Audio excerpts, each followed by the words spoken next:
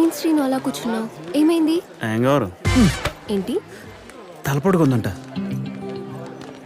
నొప్పిగా ఉందా? అవును మనో. శ్రీను నువ్వు స్మోక్ చేసావా?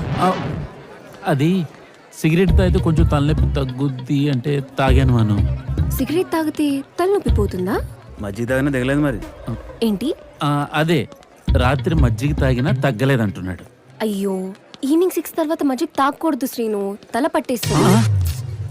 అయినా సిగరెట్ తాగితే తలనొప్పి తగ్గుతుందా?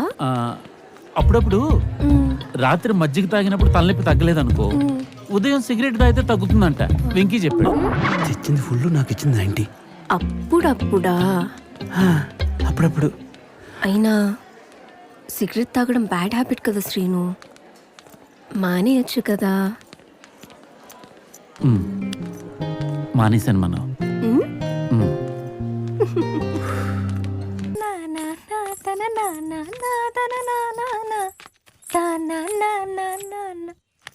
ఏ నాన్న, తలనొప్పా? అవును తల్లి.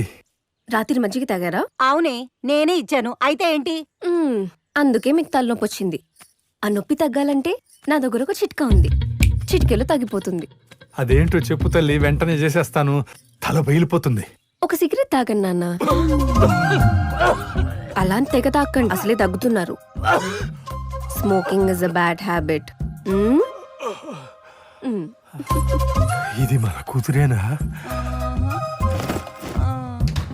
నోరు మొయ్యండి మీరు, మీ అనుమానాలు.